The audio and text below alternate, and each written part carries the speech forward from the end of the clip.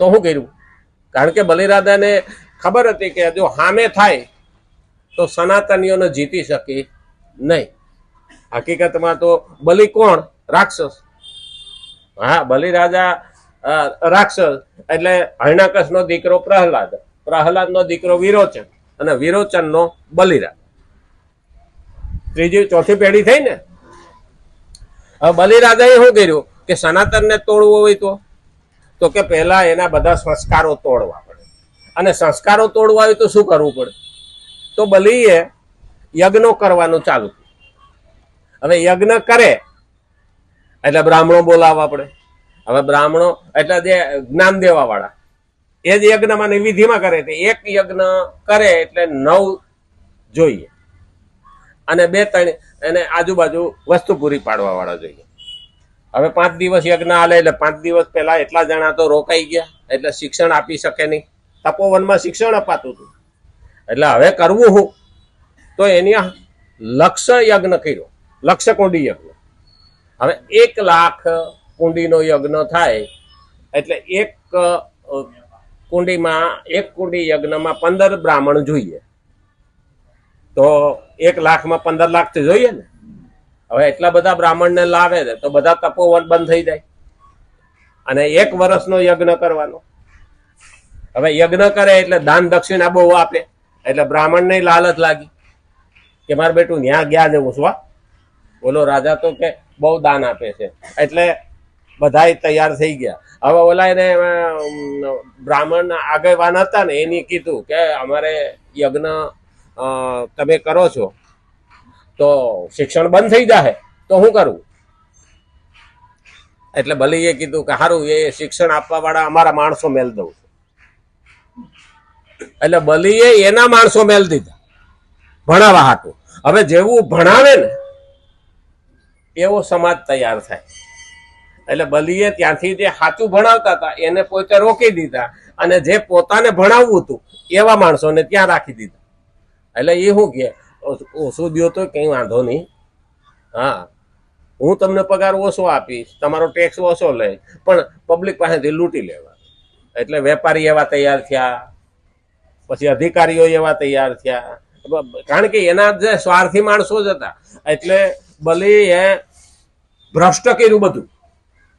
યજ્ઞ દેખાય હું કે બહુ યજ્ઞ કરે છે એટલે પબ્લિકને આંખે પાટા બાંધી દીધા. કહેવાય ઓહો કે આ તો દાનેશ્વરી છે, યજ્ઞ બહુ કરે છે.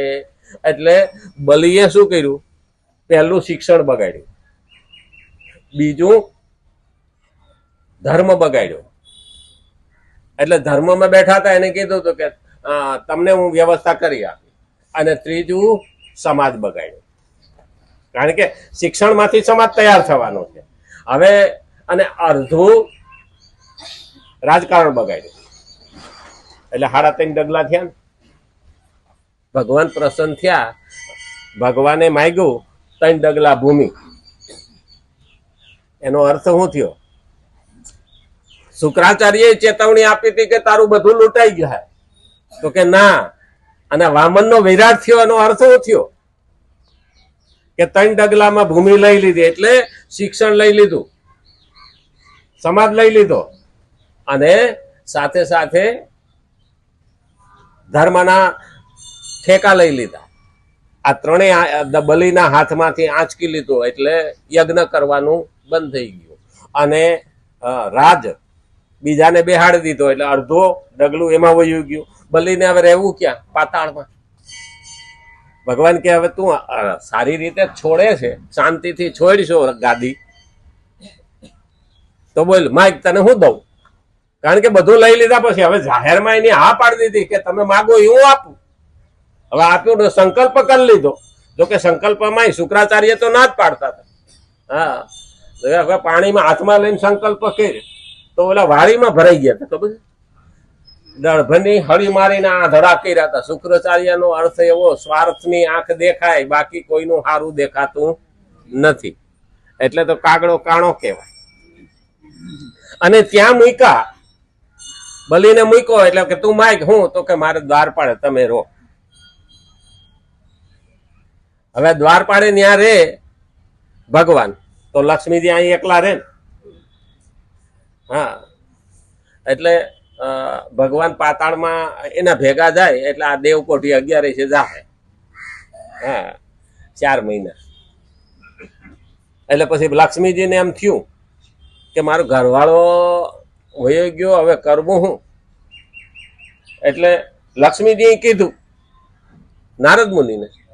હા, નારદ મુનિ કે એક કામ કરો તો કે હું કે તમે બેન થઈને જાઓ બલિની અને રાખડી બાંધો. એટલે લક્ષ્મીજી બેન થઈને ગયા. દ્વારપાળમાં ભગવાન ઉભા હતા, ત્યાં ઓળખાણ આપી નહોતી હો. હા કે એટલે એને કીધું કે બલીને કહો તમારી બેન મળવા આવી. એટલે અંદર જઈને કહે છે કે તમારી બેન મળવા આવી. બોલો, બલી વિચારમાં પડી ગયો, મારે કોઈ બેન તો છે નહીં. હા કે ધર્મની માને લે છે, સારું કે આવવા દો. એ ગયા એટલે બલબંધો બલિરાજા બલરાખડી 360 દાડાની હું તને રક્ષા બાંધું. બલિરાજાને રાખડી બાંધી એટલે ભાઈ થયો. ભાઈ કે બેન ને ખાલી આથી જવા ન દે. બેન માઇક તો તમારે દાદ પાડે છે ને એ મારા વાળો છે.